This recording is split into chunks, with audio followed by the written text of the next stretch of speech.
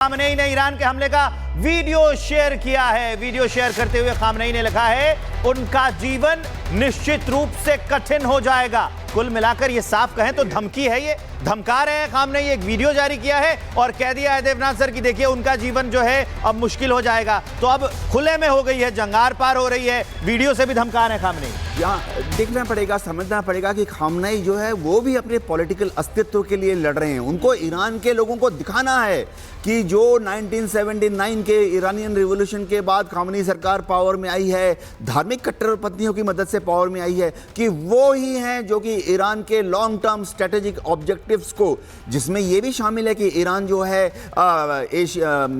Waste Asia में leader बनना चाहता है सारे मुस्लिम देशों का।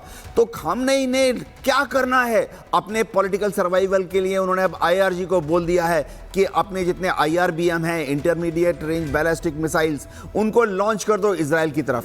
ये समझना पड़ेगा। पेजेश्कियन वहां के प्रेसिडेंट हैं। पेजेश्कियन ने बहुत कोशिश की थी कि अमेरिका से बात करके एक मॉडरेट, एक middle of the path, centre वाला रुख अख्तियार किया जाए।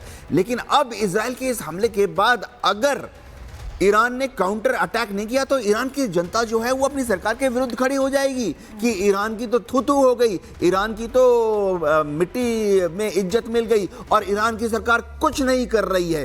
तो इसीलिए खामनेई सरकार के पास अब कोई रास्ता नहीं है बजाय इसके कि वो इजराइल पर एक भयंकर हमला करे। जी बिल्कुल बिल्कुल सर, बड़ी बात आप यहाँ पर कह रहे हैं। श्याम कुमार सर भी हमारे साथ हैं। सर, इसको पीछे को बड़ी खबर आ रही है, उसका पहले रुक कर लेते हैं। ईरान के मिसाइल अटैक का वीडियो जारी किया गया है। इजराइल ने हमले का वीडियो जारी किया है। हमारे नागरिकों पर हमला बर्दाश्त नहीं होगा, IDF की तरफ से कहा जा रहा है। नागरिकों पर ना हमला करने दिया और ना करने देंगे। तो ये देखिए, बड़ी खबर आपको बता रहे हैं। ईरान के मिसाइल अटैक का वीडियो जारी करके ये कहा गया है IDF की तरफ से कि हमारे नागरिकों पर हमला बर्दाश्त नहीं, नागरिकों पर ना हमला करने दिया है और ना करने देंगे। 5 तस्वीरें आपको दिखा रहे हैं। इजराइल की तरफ से पलटवार किया जा रहा है, ईरान की तरफ से हमला किया जा रहा है। जो इमारतें हैं वो मलबे में तब्दील हो गई है। कई शहरों पर मिसाइल अटैक हुआ है। इजराइल में भी भारी तबाही और ईरान में भी। हमारे साथ श्याम कुमार सर हैं। सर, इसको कैसे देखते हैं? क्योंकि देखिए यहाँ पर IDF की तरफ से ये कह दिया गया है कि ना उन पर यानी कि हमारे जो नागरिक हैं उन पर हमला ना करने दिया है और ना करने देंगे। अमेरिका की तरफ से भी देखिए बैकअप दिया जा रहा है पीछे से कि अमेरिका ने भी ये कहा है कि अपने डिफेंस में, आत्मरक्षा में इजराइल ये कर रहा है। अब इजराइल का अपना मानना है कि उसके कुछ ईरान के अंदर में लेजिटिमेट टारगेट्स हैं जो उन्होंने डिफाइन कर रखे हैं। 1 साल पहले भी उन्होंने उन्हीं टारगेट्स पे हमला किया और अब जो हमला हुआ है वो 200 एयरक्राफ्ट्स और ड्रोन्स के साथ, वो भी उन्होंने मिलिट्री फैसिलिटीज़ पे और न्यूक्लियर प्रोग्राम पे किया है। और वो ये कहते हैं कि हमने कोई सिविलियन टारगेट्स नहीं डिस्ट्रॉय किया है, पर ये उनका मानना है कि वो अपनी लड़ाई लड़ रहे हैं किसी पर्पस से और उस पर्पस को ही वो खत्म करना चाहते हैं और सेल्फ डिफेंस की बात ट्रंप ने कह दी है। जहां तक ईरान का सवाल है, ईरान ने कई अटैक जो कल किए हैं वो सिविलियन एरियाज पे किए हैं और वो IDF ने डिक्लेयर भी किया है कि उनके लोग भाग रहे हैं और शेल्टर्स में जा रहे हैं। और मैंने जैसा कहा कि उनके यहाँ लोग अपने चावल पानी का इंतजाम कर रहे हैं और लंबी लड़ाई की तैयारी कर रहे हैं। तो इसका मतलब कोलेटरल डैमेजेस हो रहे हैं और IDF का मानना है कि ये गलत है और इसलिए वो उसको प्रोजेक्ट कर रहा है, वर्ल्ड को बता रहा है कि ईरान की जो रिटेलिएटरी अटैक्स है वो गलत है और सिविलियंस के टारगेट वो पकड़ रहे हैं, जो कि ये सही नहीं है। जबकि इजराइल जो कह रहा है कि मैं वही टारगेट्स मार रहा हूं जो जरूरी है और जो हमारे अस्तित्व के लिए खतरा है। तो इस हिसाब से मैं देखता हूं कि इजराइल और ईरान की अपनी जो साइकोलॉजिकल वॉरफेयर है, इंफॉर्मेशन वॉरफेयर है, ये जो लेबनान में आप जश्न देख रहे हैं, ये जो आप जॉर्डन में लेबनान में आप जश्न देख रहे हैं या यमन में जो आप जश्न देख रहे हैं, ये साइकोलॉजिकल वॉरफेयर का हिस्सा है। ट्रू, मतलब बहुत प्रीमेच्योर है कि अभी वो जश्न मना रहे हैं। ये दिखा रहे हैं कि अरब कंट्रीज जो हैं, यमन है या जैसे हुतीज हैं, अभी एक बात हिजबुल्लाह की भी आने वाली है। UAE और कतर जिस तरीके से सर साथ आया है तो संदेश देने की कोशिश तो हो रही है, इसीलिए तो ये दोनों ओर से वीडियो जारी कर रहे हैं। ईरान भी जारी कर रहा है और इजराइल भी जारी कर रहा है। इजरायली अटैक के 12 घंटे के बाद ईरान ने तेल अवीव पर हमला बोल दिया। देर रात ईरान ने करीब 200 बैलिस्टिक मिसाइलों से अटैक किया है। ईरान के हमले से पूरा तेल अवीव धुआं-धुआं हो गया। यरूशलेम में भी कई धमाके हुए। इजराइल के कई शहरों में रेड अलर्ट जारी कर दिया गया है। ईरान के पलटवार ने दोनों देशों को युद्ध की कगार पर पहुंचा दिया है और वैसे ही हालात है, दोनों ओर से अटैक हो रहे हैं।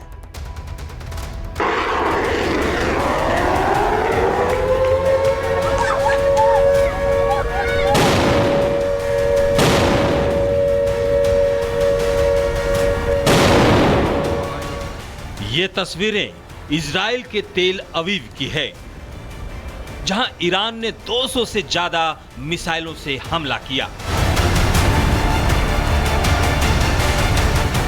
ईरान ने देर रात इजराइल पर बैलिस्टिक मिसाइलें दागी। मतलब ईरान ने जवाबी कार्रवाई करते हुए इजराइल पर मिसाइलों की बौछार कर दी। इस अटैक से पूरा इजराइल दहल गया। ईरान के निशाने पर तेल अवीव था। ईरानी हमले से तेल अवीव में भारी तबाही मची है। तेल अवीव में हर तरफ मलबा ही मलबा दिखाई दे रहा है। कई इमारतों को नुकसान पहुंचा है। ईरान के हमले के बाद तेल अवीव की सड़कें बंद कर दी गई हैं और लगातार सायरन बज रहे हैं। इतना ही नहीं, यरूशलेम में भी कई धमाके हुए हैं। धमाके के बाद यरूशलेम में भी सायरन बजते सुनाई दिए।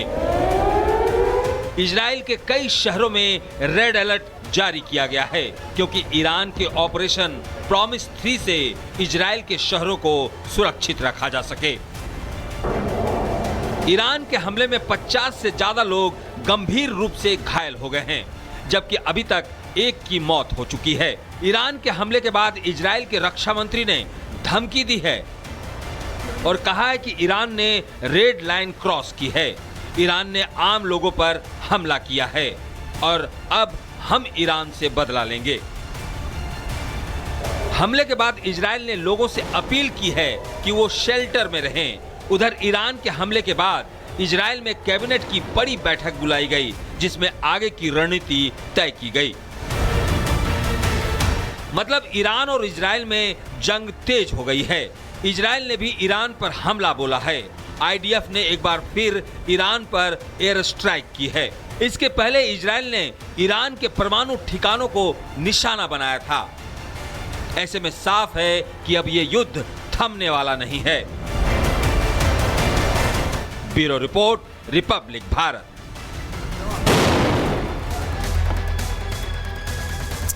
और हमारे साथ गेस्ट जुड़े हुए हैं श्याम कुमार सर, आपके पास आते हुए। देखिए, इसको अगर देखा जाए, इस युद्ध को, परमाणु जो ठिकाने हैं इजराइल की तरफ से उनको निशाना बनाया गया, इधर ईरान की तरफ से परमाणु अनुसंधान केंद्र है उसको निशाना बनाया गया।